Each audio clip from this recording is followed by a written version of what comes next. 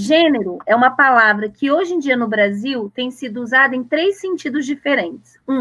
A construção do masculino e do feminino, e aí a gente tem que pensar que é uma construção histórica e cultural, portanto, não como uma essência, portanto, é mutável. 2, orientação sexual. E 3, identidade de gênero, que são as questões das discussões trans. São pautas distintas que podem ter uma interseccionalidade. Então, esse é um ponto importante. Gênero é uma palavra que surgiu mais ou menos no final da década de 60, começo da década de 70, veio com um autor chamado Robert Stoller, que era um psicanalista, psiquiatra, e nesse momento, que é chamada segunda onda do movimento feminista, se entendia o seguinte, que existem diferenças físicas, anatômicas, que são indubitáveis, inquestionáveis, e gênero seria uma construção social a partir dessa diferença. Então, os papéis sociais, papéis de gênero, papéis sexuais. Essa visão foi criticada, principalmente porque ainda se pensava homem e mulher no singular. Então, mulheres que não se identificavam com o que era conceituado mulher, como mulheres negras, mulheres latinas, mulheres indígenas, mulheres ciganas, começaram a questionar. Mas os homens também, porque se pensava a masculinidade no singular. Então, outros tipos de masculinidades, negras, latinas, gays, também começaram a questionar, e isso, então, eclodiu na terceira onda do feminismo, final da década de 80, e foi relido o conceito de gênero. E uma das autoras mais importantes, que todo mundo aí que se interessa por essa área conhece, é a Judith Butler.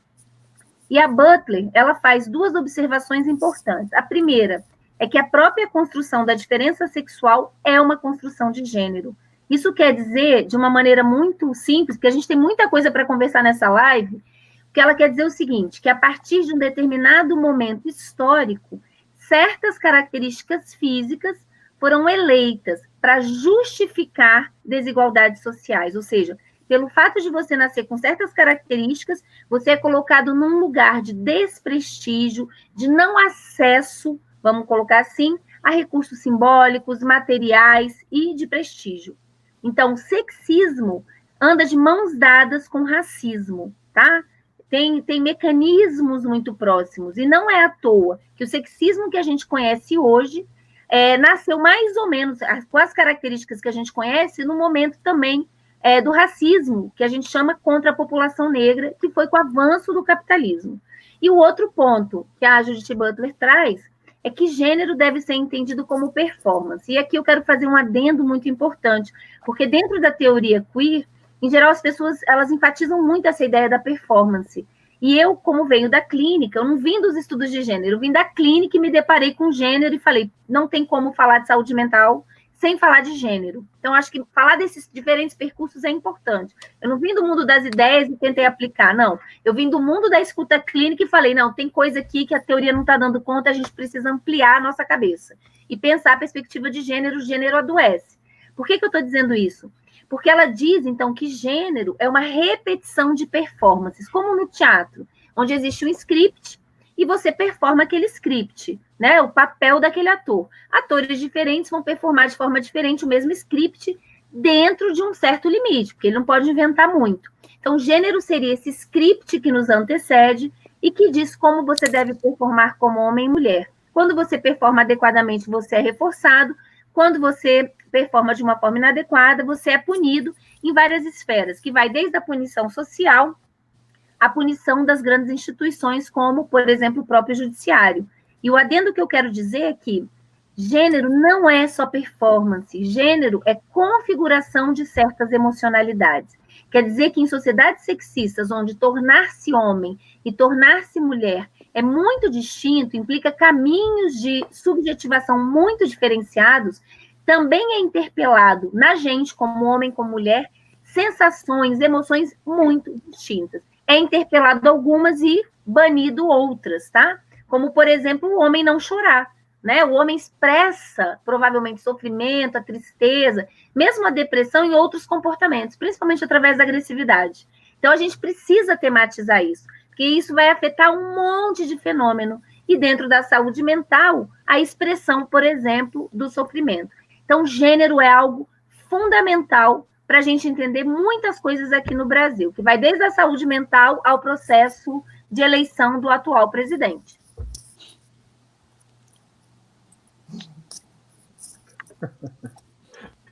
Valéria, desse conteúdo, o que seriam de fato as tecnologias de gênero, então? Tá, então olha só, dentro desse caminho de configuração do tornar-se homem e mulher, como é que isso se dá, né? Como é que se dá essa interpelação desses scripts, desses roteiros, bem como dessas emocionalidades? Lembrando que a emoção não é uma coisa somente natural, espontânea. Ela se dá num corpo sentido, vivido, mas há uma configuração na cultura. Então, culturas diferentes configuram formas de sentir que são específicas. A gente sempre tem que pensar no aspecto histórico e cultural. Bom, como é que isso se dá? As tecnologias de gênero, o que são? São produtos culturais que não apenas retratam as diferenças de valores, ideais e estereótipos de gênero, mas recriam e reafirmam. Elas acabam tendo o que a gente chama em filosofia de caráter performático. Isso é muito importante, elas criam também realidade. E as principais tecnologias de gênero na nossa sociedade, na nossa cultura, que é uma cultura muito marcada hoje em dia pela virtualidade, são as mídias. Então, música, filme, outdoor, quase tudo, né? Vocês vão ver, depois que eu der alguns exemplos, eu espero que vocês saiam dessa live muito incomodados, como as tecnologias de gênero estão na nossa vida o tempo todo. E mais importante, as tecnologias de gênero são verdadeiras pedagogias afetivas. Então, um exemplo que eu gosto de dar é o filme A Pequena Sereia, o desenho, que é a história da Ariel. Ariel é uma sereia curiosa, dona do próprio nariz. O pai dela diz assim, não vai em tal lugar, ela vai, não está nem aí, manda ver, até ela conhecer um homem. Então, quase todas as tecnologias de gênero voltadas para as mulheres colocam como centro da vida das mulheres ter um homem. E aí, o que ela decide? Trocar a cauda de sereia por um corpo de mulher, e para isso ela barganha com a Úrsula, que é a bruxa que mora no fundo do mar, para poder ter esse corpo. E o que ela abre mão? A voz. Então, duas pedagogias afetivas importantes, num desenho simples que você viu aí em 1h30. Que a coisa mais importante na vida de uma mulher é ter um homem. E segundo, que se você quiser manter esse homem, ter e manter esse homem, você precisa aprender a se calar. O silêncio é um comportamento de gênero que tem sentidos completamente diferentes, por exemplo, para homens e mulheres. As mulheres aprendem na nossa cultura a se calar para manter o bem-estar do outro e das relações. Por isso que na nossa cultura as mulheres implodem psiquicamente. Doença mental de mulher é depressão e ansiedade. Tem muito a ver com engolir sapo, não dar nome às coisas. De repente a mulher começa a sofrer, já nem ela mais sabe por que ela está tão mal, tá? E o silêncio dos homens? O silêncio dos homens, inclusive eu odiei aquele documentário, não tem só a ver com o homem não chorar. Não, o principal silêncio que mantém uma sociedade sexista tem a ver com o privilégio do silêncio marcado pela cumplicidade. Os homens se calam para se manter bem com os brothers, tá? Então, quando um colega, por exemplo, que tem uma relação heterossexual que é marcada, deveria ser, pelo menos no contrato, é monogâmica, e ele está traindo, e mesmo que você não concorde, mas você é coberta, você está sendo cúmplice. Então, esse silêncio mantém o privilégio da casa dos homens, que a gente vai explicar mais para frente. Isso que Valesca está falando também, hoje... Tá me ouvindo? Vocês estão me ouvindo? Eu tô. Hoje em dia, tipo, eu namoro, e namorei mais nova e tal, mas eu passei muito tempo sozinha. E assim, era uma experiência maravilhosa. Eu ia nos restaurantes, sempre tinha alguma pessoa que se senta, que é, sabe? E aí eu falo delicadamente, não. E nas festas de Natal e Ano Novo, que eu vi até estava vendo um vídeo da Valesca, e é exatamente aquilo. Todo mundo se reúne lá na confraternização, né? E aí a mulher sempre é perguntada. Nossa, tinha uma época que eu achava... Sabe, em vez de você estar feliz porque é Natal, Ano Novo, eu ficava muito triste, porque eu sabia naquela época, eu estava solteira, que vinha alguém, e aí, vai casar quando? Não está namorando, mas não está namorando.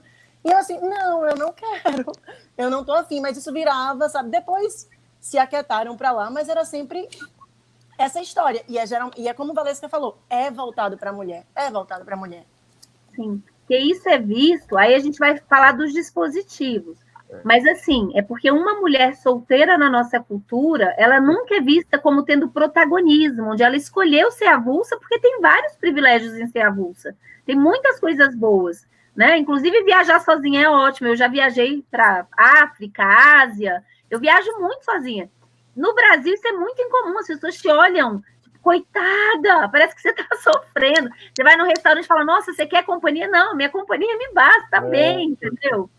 Então, assim, a gente sempre imagina, no Brasil sempre se entende uma mulher sozinha como uma mulher que foi preterida, uma mulher que não foi escolhida e, portanto, está encalhada na prateleira do amor. Então, esses mecanismos das tecnologias de gênero, né, amarrando com o que o Manuel falou, são muito importantes, porque eles reverberam, eles se fazem presentes no nosso cotidiano.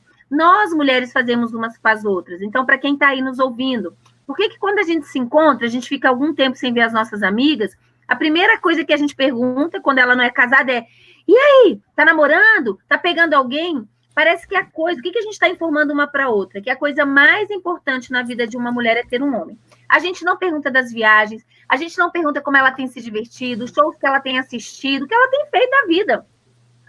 Isso é uma tecnologia de gênero. Então, também faz parte da desconstrução do gênero a gente começar a se perceber como vetor de transformação de outras pessoas. Essas tecnologias, elas vão estar presentes em muitas situações. Uma delas também é as músicas sertanejas, que hoje em dia é o gênero musical mais ouvido no nosso país, tá? Das músicas que estão lá entre os primeiros no Hits, as músicas sertanejas estão entre os primeiros lugares. E uma das coisas mais importantes, né, mais valorizadas nas músicas sertanejas, tem a ver com o que eu vou explicar já já, que é o dispositivo amoroso.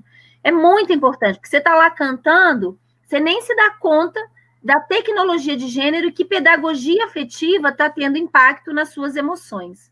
Ou seja, se você se cuida com o que você come, né, você pensa sobre o que você come, você também deveria se preocupar como você alimenta os seus afetos. Isso faz muita diferença. Positivos. Isso, de tornar-se homem e mulher.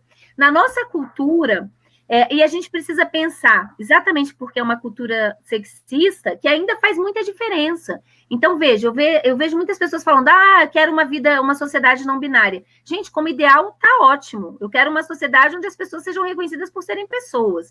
Mas a gente precisa, sim, de ter uma teoria sobre o binarismo para dar conta exatamente de apontar os problemas relacionados a isso. Geralmente, quando se fala de gênero, hoje em dia se enfatiza muito o desajuste ao gênero. Ou seja, pessoas que não vão estar dentro daquilo que é prescrito no tornar-se homem e mulher. E eu trabalho com a regra e não com a exceção, porque o ajustamento, o processo de ajustamento a tornar-se homem e mulher, também gera vários tipos de complicação e sofrimento.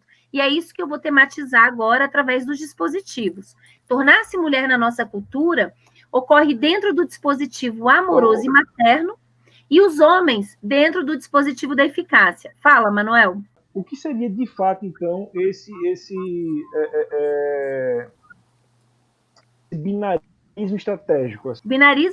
Binarismo estratégico a gente vai adotar uma teoria que vai trabalhar com esse binarismo, por exemplo, quando eu falo tornar-se homem, tornar-se mulher.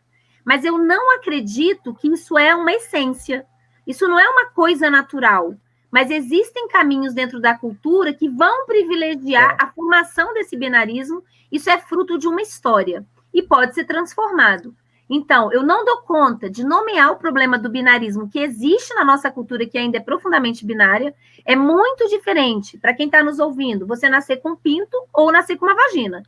Eu tenho certeza, o Nordeste é muito sexista. Então, assim, às vezes a mesma família, o cara, sei lá, o menino tem 17 anos, o pai dá dinheiro para ele ir para o motel. Mas a menina diz, não, você tem que casar virgem. Isso tem a ver com binarismo, tá? Então, quando faz muita diferença você ser considerado homem ou mulher.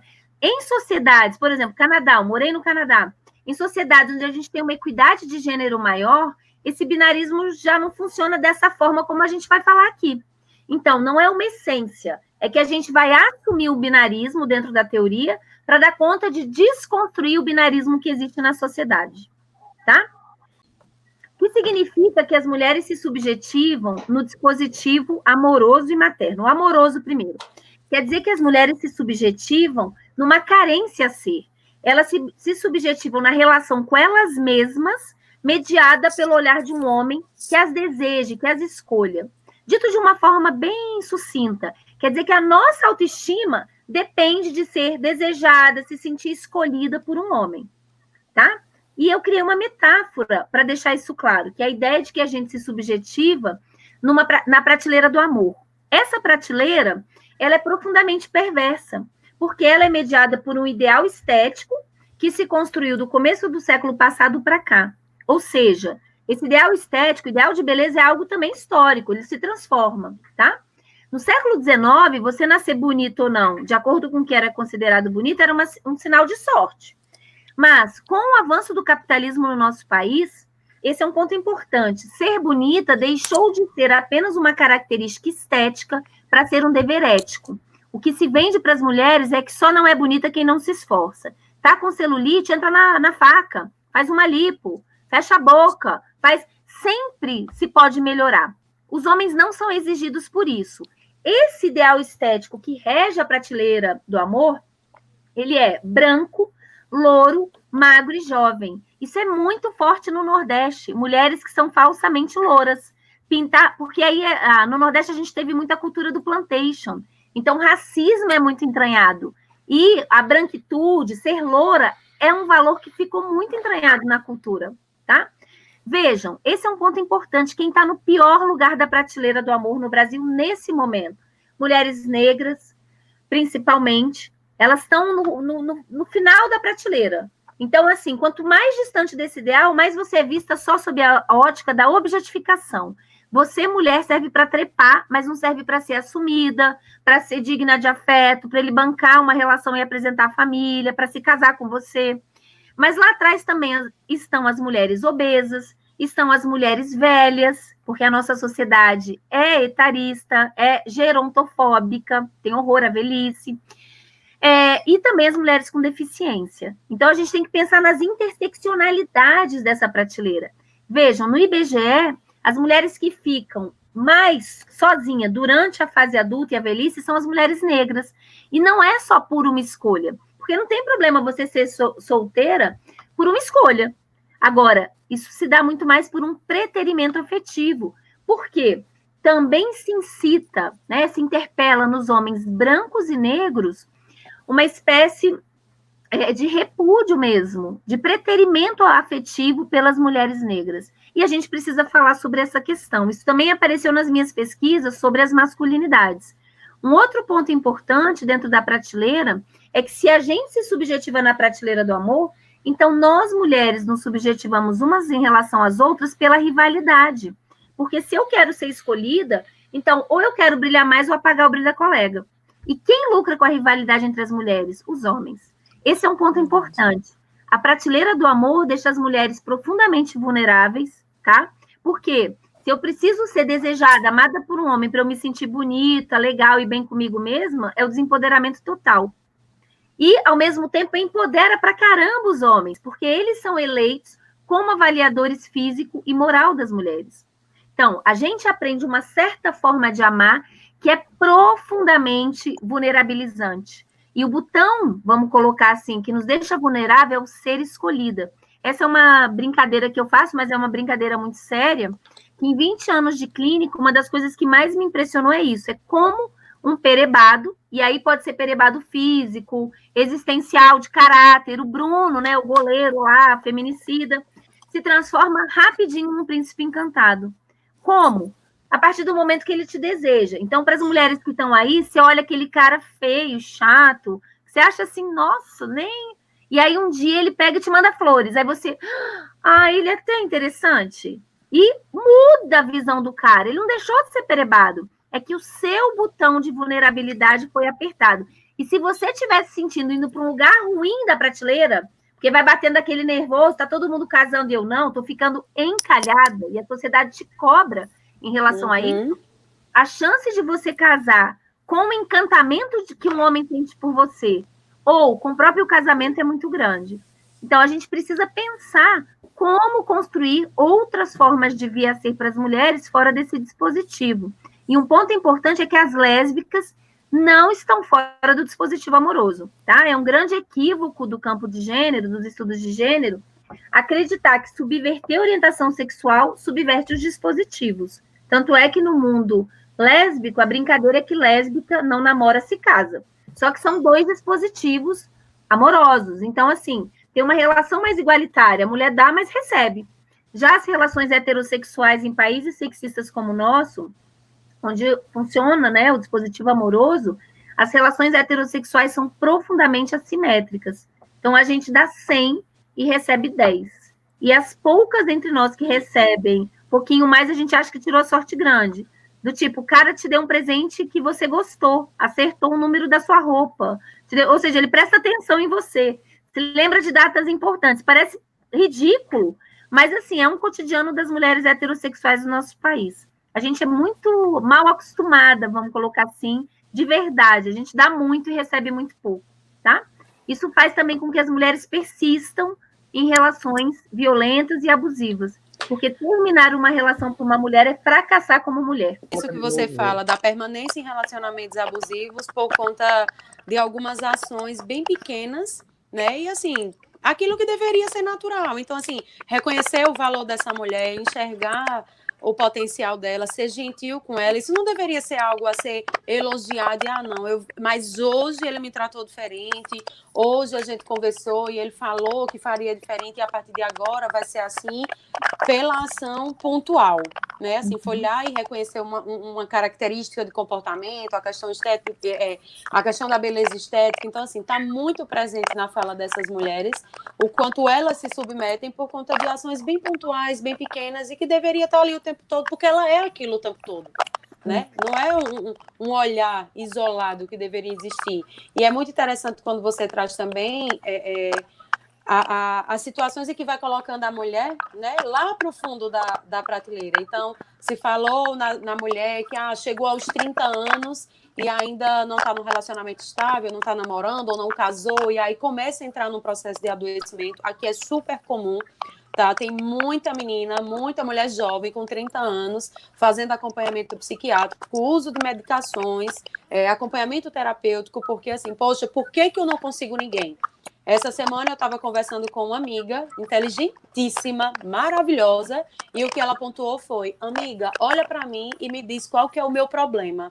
Ela tem quase 40 anos e o problema dela está diretamente relacionado ao fato dela não estar casada com essa idade. Né? Então, assim, já está naquele processo. E o que é isso? É exatamente isso que você acabou de colocar. Né? Tudo que foi nos ensinado, as idades que foram ditas, né, para a mulher estar num relacionamento, para já ter filho, para já ter casado. E se ela decidiu separar aos 30, como foi o meu caso, a doida. Né? A doida interna, porque tá doida. Né? E separar antes de ter mãe, antes de ser mãe. Então, assim, é importante problematizar essas questões, porque tem muita mulher adoecendo por conta desse dispositivo baseado numa questão estrutural daquilo que foi dito e que não é daquela forma e que não deve ser daquela maneira, porque tem causado adoecimento e está sendo invisibilizado. Mas, Diana, eu acho que é importante dizer o seguinte: isso não está só fora. A partir do momento, e esse é uma questão que eu trabalho, existe um processo de subjetivação. Então, a primeira coisa que eu queria dizer para as mulheres que estão nos assistindo, que o fato de você agora ouvir isso, eu tenho certeza que vai mexer com vocês. Vocês vão ficar angustiadas, vocês vão começar a ver e vão querer já que mude instantaneamente. Descolonizar os afetos é algo que leva tempo. Então, não é um discurso só fora, isso passou a ser constitutivo.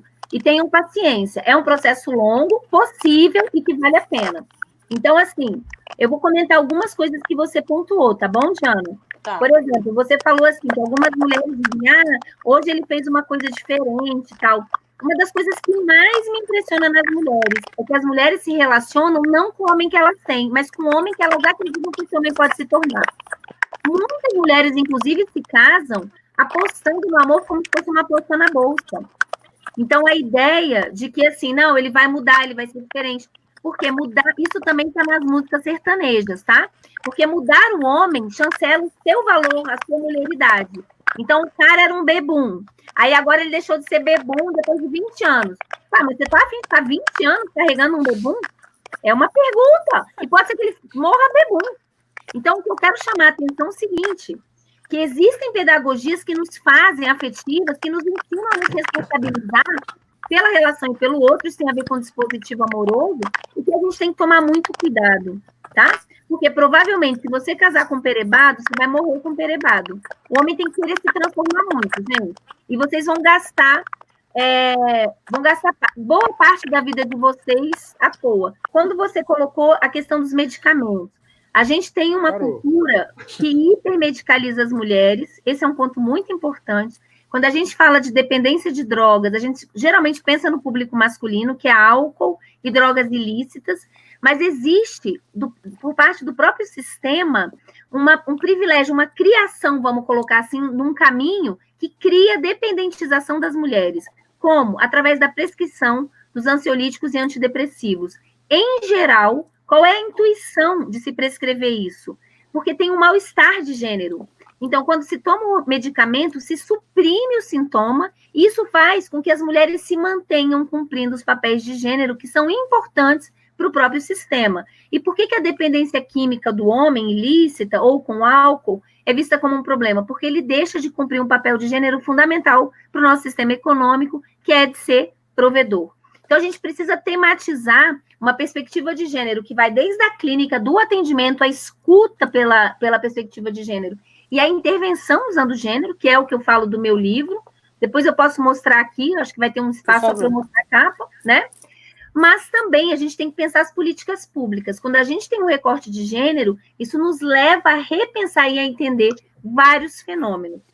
Outra coisa que você trouxe, as mulheres se perguntando, isso também, gente, em 20 anos de clínica já ouvi demais, por que não tem ninguém comigo? E olha aí como o dispositivo amoroso é identitário, como o amor é identitário para as mulheres. As mulheres não sofrem só por ter um amor ruim. As mulheres sofrem quando estão sozinhas, exatamente porque elas precisam ser validadas por um homem que as escolha. Então, esse é um ponto fundamental, porque às vezes os homens me dizem assim, nossa, mas eu sou homem, eu também sofro por causa do amor. É verdade, homem quando toma um pé na bunda, gente, ainda mais que eles não aprendem a lidar com a própria fragilidade, se eles estão muito apaixonados, é de dar a dó mesmo, é de catar de colherzinha. É raro, mas acontece. Agora, as mulheres, elas sofrem não só quando amam, elas sofrem quando não amam, quando não se sentem amadas. Isso começa cedo, não é só com 40 anos. Eu já tive várias pacientes adolescentes que chegavam, às vezes, no consultório e diziam assim, e aí, como é que foi aquele show que você estava querendo tanto? Ai, foi horrível, ninguém tentou ficar comigo. Veja, não é que ela quis ficar com ela, é muito comum, e não quis ficar com ela, porque tomar toco é muito ruim para qualquer pessoa, homem ou mulher. Não, mas todas as amigas ficaram e ninguém quis ficar com ela. Ela poderia até dar um toco no cara, mas ter alguém que a deseje traria valor de mulheridade, de autoestima para ela mesma. Então, se eu preciso do outro me desejar para eu me sentir bem e com autoestima, gente, é a falência total. Então, a gente tem um descentramento aí que a gente precisa repensar e pensar em políticas de intervenção. E uma coisa importante, mesmo no término de relação com perebado, então, às vezes, você está louca para acabar o casamento, você não aguenta mais. E terminou, às vezes você terminou. É muito comum as mulheres se sentirem fracassadas. Mas por que nunca dá certo? Porque para mim não dá. Elas, ao invés de responsabilizarem o perebado, elas se autorresponsabilizam. Então, isso também tem a ver com a pedagogia afetiva. Qual é o meu problema? Talvez o seu problema é que você não encontrou alguém bacana. Então, assim, quando a gente fala do dispositivo amoroso, não é ser contra o amor. Uma coisa é, eu, Valesca, encontrei um cara legal. Pô, minha relação é massa. Vale a pena, de repente, pensar na vida com essa criatura. Outra coisa é, meu Deus do céu, tem 40 anos, eu preciso casar. Isso é o dispositivo amoroso, tá? Ou seja... Deixou de ser saudável, né? A chance de você casar com o primeiro aí que te ache mais ou menos e que te dê uma balinha é grande. Muitas mulheres se casam com casamento. E isso geralmente leva a um destino que não é tão feliz, né? Esses quase 4 anos de estudo, eu ainda me acho muito verde. E realmente eu sou, porque veja quanta coisa está me vindo na cabeça agora, ouvindo você. É como se estivesse reiniciando hoje, dando um restart. Diversas rodas que eu participei, sejam rodas pelo projeto, por outros projetos, vários debates, círculos de conversa masculina, a gente já falou de vários aspectos. Nós falamos do homem nessa questão dessa múltipla masculinidades, a questão da desconstrução da gente, da construção da paternidade, da participação do homem, inclusive, na gestação do puerpério, enfim, diversas coisas interessantes. Mas em nenhuma roda, algum bate-papo nosso, que trouxe essa questão do dispositivo amoroso com essa clareza que você está trazendo. Assim. E aí, já dentro disso, eu quero chegar com uma pergunta. Como é que eu posso trazer essa temática do dispositivo amoroso para esse conjunto de perebados que somos desperebados, tentando ser desperebados, nós estamos nesse processo. Esses perebados aprender. Como é que a gente pode trazer isso? Porque, assim, por mais que a gente faça 50%, vamos dizer assim, de um contexto, parece que ainda assim 50% é pouco, devido ao histórico que a gente tem desse patriarcado, entendeu? Então, tem que fazer mais do que 50%, tem que fazer 60%, essa coisa dá uma equilibrada. A primeira coisa, eu não acho que o tema do dispositivo amoroso tem que ser o tema principal para os homens, porque isso é uma coisa que é opressiva para as mulheres. Então, assim, começar já com privilégio, porque isso traz um privilégio para os homens. Homem no Brasil só fica sozinho se ele quiser. Você tem ideia? A gente está com uma pesquisa com mulheres em situação de rua. Tem uma mulher que foi morar na rua que se apaixonou por um homem de rua. Seja sincero, você acha que um homem ia morar na rua porque se apaixonou por uma mulher que mora na rua? Difícil, né? Vai no presídio feminino para você ver quantos homens vão lá visitar, muito raro. Vai no presídio masculino, é fila. Bruno Feminicida recebeu mais de 500 cartas para ter visita íntima. Então, você já começar com privilégio, acho que você não vai mobilizar. Eu acho que você tem que nomear o que funciona nas masculinidades. A gente talvez pudesse falar um pouco das masculinidades. O que você acha? Então, existe uma construção histórica, vamos colocar assim, de uma confusão, borramento entre a capacidade de procriar e a capacidade de cuidar. Capacidade de cuidar é uma habilidade humana, todos os seres humanos são capazes de cuidar, mas do século XVIII para cá, ele tem sido interpelado, o cuidar dos outros tem sido interpelado somente nas portadoras de útero. Esse é um ponto importante. E isso vem com a consolidação do capitalismo. Por quê? O capitalismo, ele trouxe a divisão entre o público e privado. Então, todo aquele trabalho feito no âmbito público, ele é relacionado aos homens, e os homens recebem uma remuneração por isso, e as mulheres, pelo fato de terem um útero, são vistas como naturalmente cuidadoras. E, por extensão, não só das crianças, mas do trabalho doméstico. E como é uma vocação natural, porque isso é uma construção histórica, elas não são remuneradas. Então, assim, houve uma construção histórica desde então sobre o que é a maternagem. Primeiro, as mulheres paridoras tiveram que amamentar, porque isso também não era uma prática comum, em geral se dava para amas de leite. Depois, cuidar, educar, e com as psicanálises e as psicologias, as mães paridoras começaram a serem vistas como as responsáveis pela estrutura, pela personalidade, pela vida emotiva dos próprios filhos. Eu chamo a atenção que isso tem um preço muito grande para as mulheres, e mesmo as que não são mães, serão vistas provavelmente como cuidadoras. Vou dar um exemplo pessoal. Eu fui passar férias na casa da minha avó, não tenho filhos, não quis ter, não quero ter, e aí, na hora do almoço, almocei com ela e queria voltar para a praia. E aí meu tio estava com a filhinha, virou para mim e falou assim, Lequinha, que é meu apelido de família, você se importa de cuidar da Bia aqui para mim? Eu pergunto a vocês, né? Se eu fosse um homem, ele me pediria isso? Jamais, jamais. Então, se alguém adoecer na sua família, quem cuida é a mãe, a irmã, é sempre uma mulher. Ou seja, qual é a pedagogia afetiva do dispositivo materno? O heterocentramento. Quer dizer que a gente aprende a priorizar sempre as necessidades dos outros e os desejos dos outros em detrimento dos nossos. Primeiro o outro, segundo o outro, quinto o outro, por último eu. As mulheres têm muita dificuldade de priorizar a si mesma e principalmente dizer não. Porque quando eu digo não, eu vejo um espelho, um reflexo no espelho do olhar do outro que me incomoda, que é a frustração comigo. Portanto, a grande parte da razão da dificuldade de dizer não é narcísica. Dizer não quer dizer que você dá conta de bancar um luto narcísico, que talvez o outro não vai te amar tanto. Paciência, gente. Dói, mas é profundamente libertador. Por outro lado, a gente tem uma desresponsabilização dos homens em relação ao cuidado. Por quê?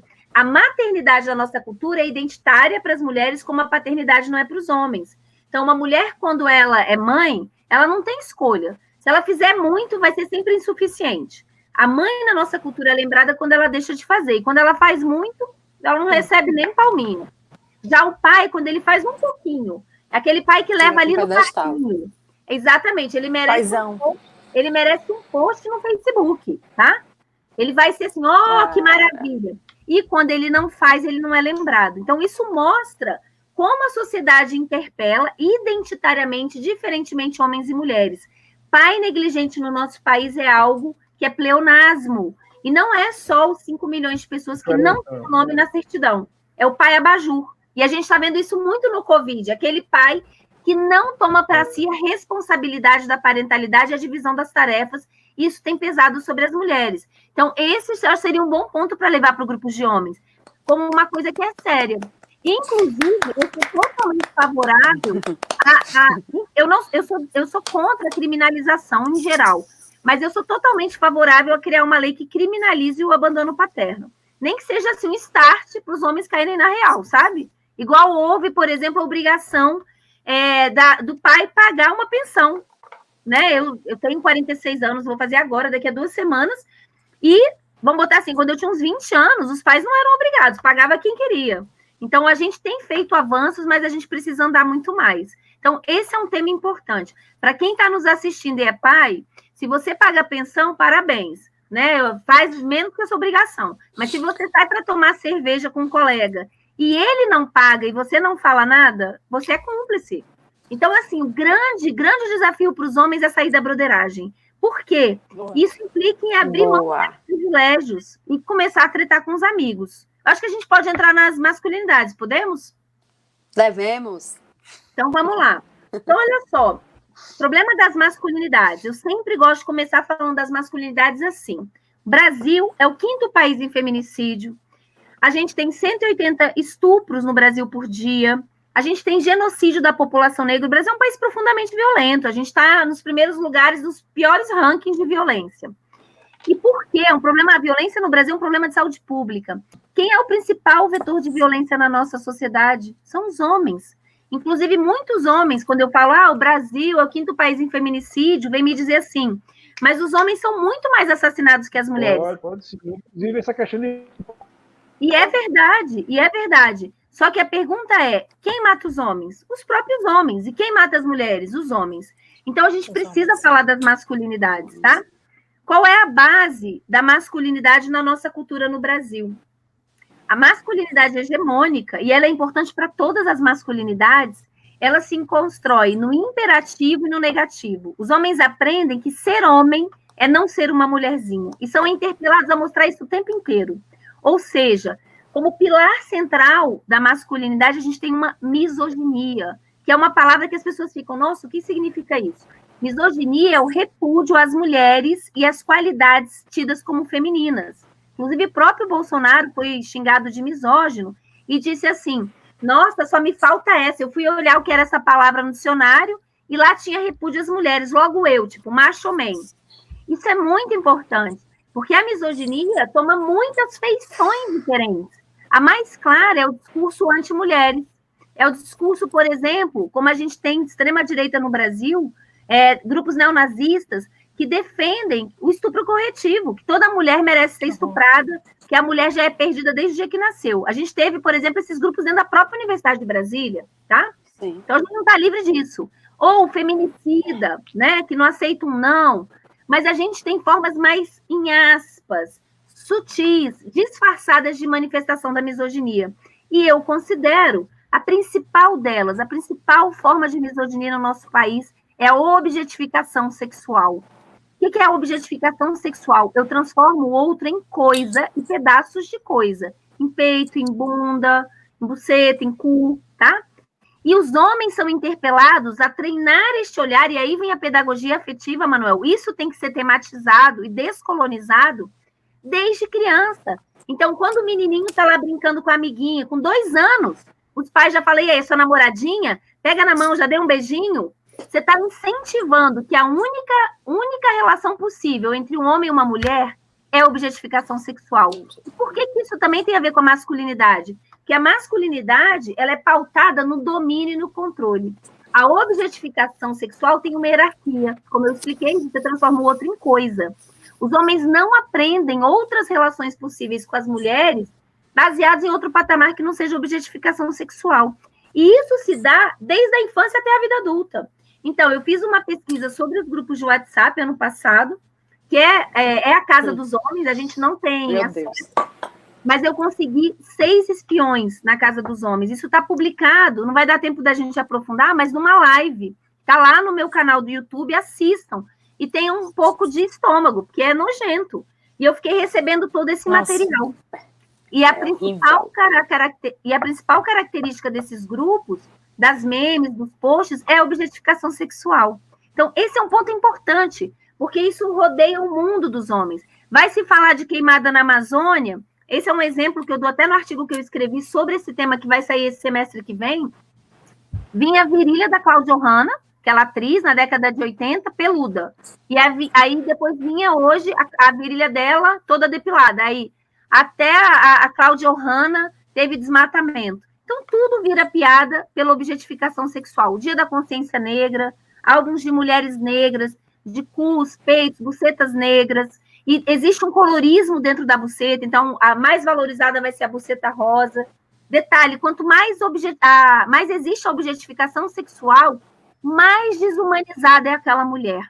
O ápice da objetificação sexual é a desumanização. Não é à toa que a gente tem os índices de violência nesse nível no nosso país, porque a principal tecnologia de gênero para os homens, na nossa cultura hoje, é a pornografia, que é péssima, não por um sentido moral, religioso, tipo, que pecado, nada disso. É que existe uma erogenização da violência. Então, a gente realmente tem que pensar em intervenções nas masculinidades, e não só em homens mais velhos, também, mas a gente tem que começar a pensar nas prevenções, principalmente nas escolas. Que trabalhar essa questão do erotismo, descolonizar essa forma de olhar e de lidar com as mulheres é algo fundamental. E uma coisa importante, que até bom eu ter falado isso que eu me esqueci, como é que se constrói essa masculinidade? Naquilo que o Daniel Velzerlang, que é um autor que eu uso, francês, chama de casa dos homens. Então, imagina uma casa com vários cômodos, e para você passar de um cômodo para o outro, você é testado por homens que já atravessaram.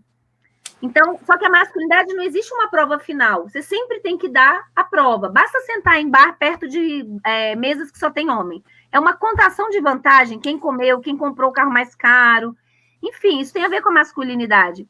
Mas o que é importante? O que rege a casa dos homens é a cumplicidade. Quem avalia as mulheres são os homens, mas quem avalia os homens são os próprios homens. A masculinidade ela é pautada na homossociabilidade, homoafetividade. Esse é um ponto fundamental. Quando o homem tem acesso a uma mulher bem localizada na prateleira, por que ele precisa contar para os amigos? Porque muitas vezes o prazer nem é transar com aquela mulher. Às vezes o prazer é a chancela da masculinidade pelo olhar dos colegas. Então, esse é um ponto importante.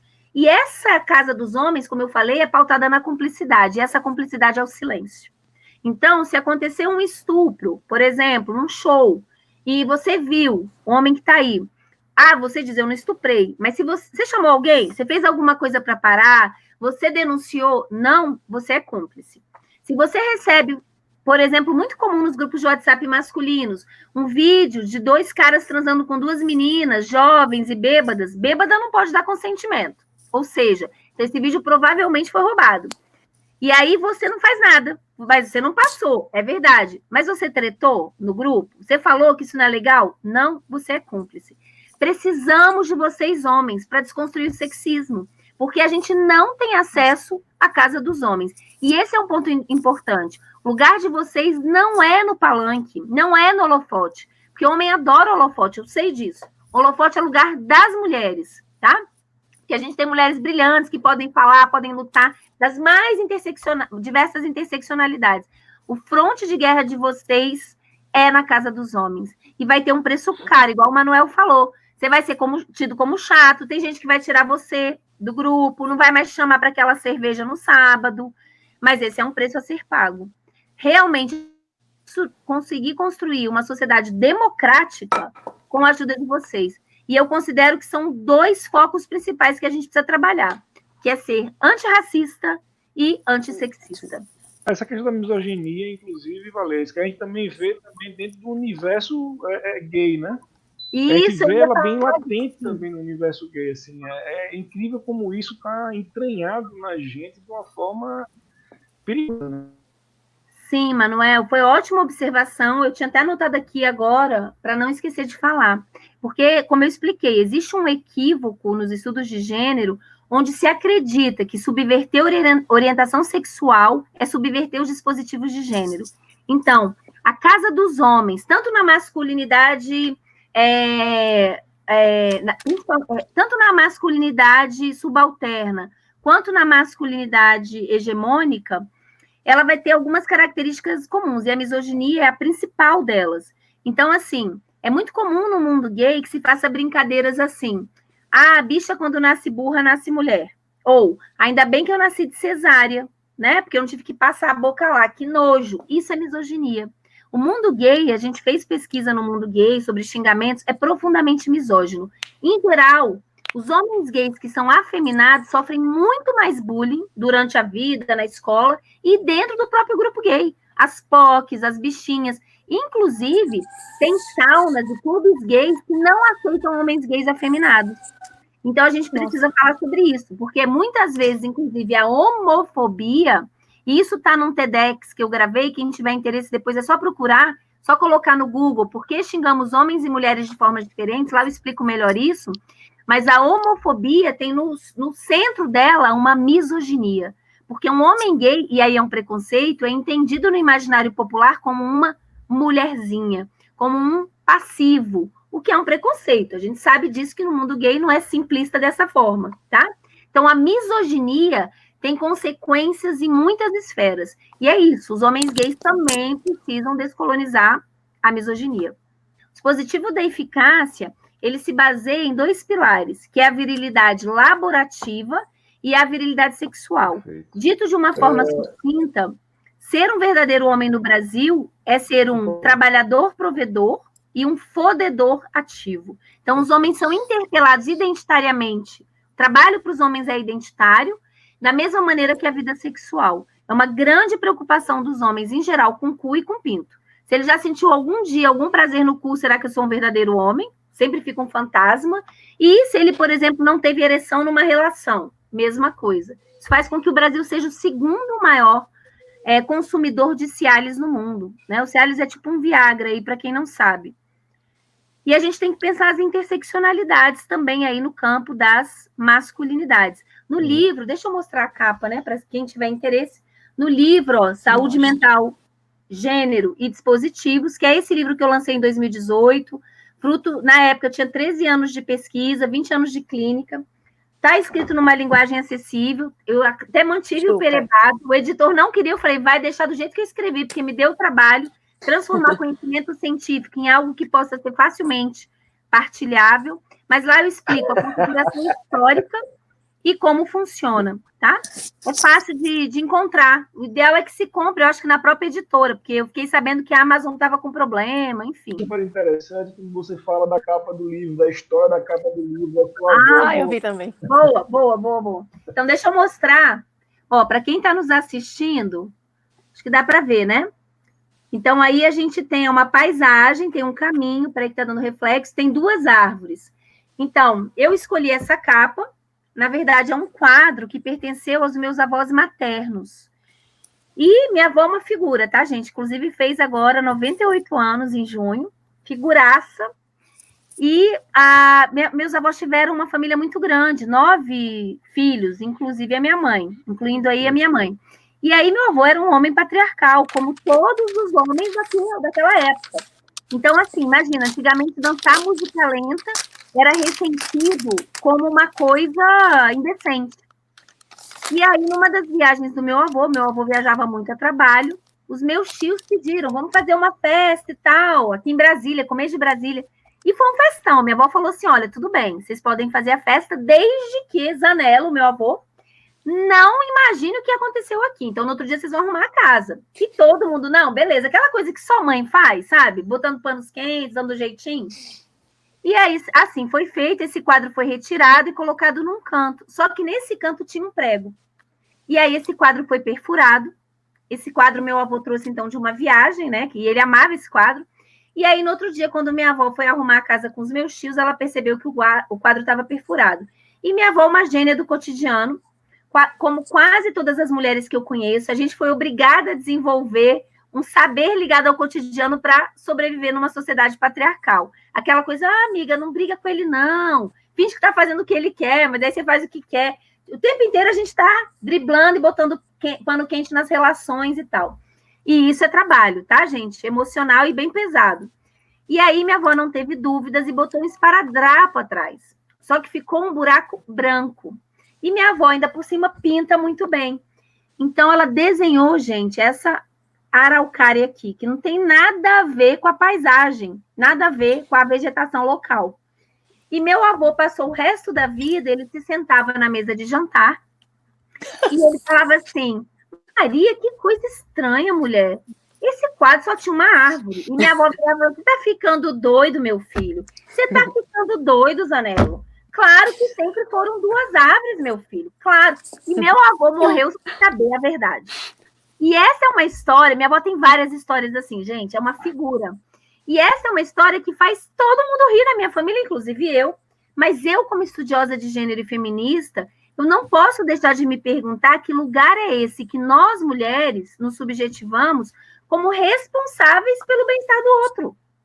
Então, para mim, e eu começo o livro falando essa história, fica uma mensagem que talvez tenha chegado o tempo de deixarem os homens terem que se haver com o próprio buraco, tá? E aí, de novo, voltando para a questão do silêncio como sendo uma performance gendrada, então, o quanto que isso faz parte do nosso cotidiano, tá? Para de brigar com o cara, tá reclamando o quê? Só porque ele gosta de beber, toda sexta-feira ele nunca faz uma coisa que você tá a fim de fazer. Pô, ele te traiu, mas só foi ele bebeu, foi uma viagem de trabalho, não foi importante, pense na sua família. Então, nós, mulheres, somos subjetivadas nesse espaço onde o silêncio é muito privilegiado. E, não se enganem, custa pra gente um preço grande na nossa saúde mental e no nosso adoecimento psíquico. Eu acho que é importante dizer para quem assistiu, se tiver interesse, eu tenho feito lives semanais lá no Instagram, provavelmente vou começar no YouTube, sobre saúde mental, gênero e dispositivos. Então, tem vários temas sobre os ciúmes das mulheres, essa live foi muito legal, sobre músicas sertanejas, sobre suicídio, sobre a falta de desejo sexual das mulheres em relações prolongadas, o que atinge 90% das mulheres heterossexuais nessa condição. E todas essas lives estão disponíveis lá no meu canal, que está no meu nome, Valesca Zanello, no YouTube. Então, curtam lá, sigam. Agora em julho eu vou tirar férias, mas agosto a gente volta e vai ter muito tema importante, violência contra a mulher, impacto na saúde mental, vai ter muita coisa legal mesmo, tá? E é isso, entrem no blog também, Saúde Mental e Gênero, que é um blog do meu grupo de pesquisa, tem várias entrevistas, tem vários livros para download gratuito, e eu sempre atualizo com as coisas que a gente tem publicado. Então, em geral, lá é tudo acesso gratuito e livre, tá? E o livro vocês encontram na Amazon, agora está com problema na Amazon, mas se vocês lançarem no Google, vocês vão achar em outras entregadoras também, e tem no próprio site da editora, que é a Pris, com 2 P's, e tem inclusive o e-book, para quem gosta aí. Eu gosto do livro mesmo, né, gente? Eu sou mais antiga, mas eu sei que o pessoal mais jovem curte essa coisa de ler no computador, também tem esse formato. Valesca, de verdade, gratidão eterna, assim, quanto você ensina, quanto você inspira, o quanto você passa para a gente conhecimento de uma forma tão aprofundada e tão ao mesmo tempo. Então, isso só fortalece, só engrandece, e a gente realmente agradece por tudo isso. E aí eu paro agora de falar, deixo aqui Diana e Renata finalizarem, você também vai dar o seu recado no final. Mas gratidão, e essa live vai estar salva tanto aqui no YouTube, como também no nosso Instagram, no Facebook, e também vai transformar também no podcast, tá bom? E um beijo, e como a gente fala aqui no Nordeste, um cheiro muito grande para você. Quando você puder vir aqui, por favor, venha. E aqui você tem Cicerone, você tem lugar para ficar, você tem tudo que precisar, com muito carinho, de verdade. Perebado, eu fiquei, na primeira vez que eu escutei, eu falei, gente, será que é um termo filosófico que eu não estou conseguindo captar? Depois, aí eu fiquei perebado, aí depois eu falei, tá, perebado, entendi tudo, e aí tudo fez sentido. Entendeu? Valesca. Sabe do que eu tô falando. Porque toda Entendi. mulher heterossexual já teve um perebado, pelo menos na vida. Tem, sim, já teve. Eu adorei demais. Vou indicar para todo mundo. Isso que você falou, quando eu era mais nova, eu tive um relacionamento e era um relacionamento bem complicado, turbulento, tóxico e tudo mais. E eu lembro que aconteceu alguma coisa e eu falei, não, eu não aceito isso. E a mãe dessa pessoa falou, minha filha, seja inteligente. Aí eu, como assim? Seja inteligente. Deixa isso para lá. O pai do seu namorado mesmo já teve uma festa aqui em casa e eu já vi uma mulher sentada no colo dele e eu simplesmente vim para o quarto e dormi. E no outro dia a gente ficou tudo bem. Ai, aquilo foi para mim, assim, eu era novinha. E assim, eu fiquei, não quero. Eu não quero isso para mim. Eu não quero. E foi o que Valesca falou, a gente não pode fechar os olhos. Não pode deixar assim, não pode ficar tão vendida dessa forma. A gente tem que saber o que a gente quer e ser respeitada também. E eu acho que Valesca fala de um jeito profundo, como o Manuel falou, direto e preciso, necessário. Eu vou indicar para todo mundo que eu souber. Todo mundo, todo mundo. Muito obrigada, Valesca. Muito obrigada mesmo.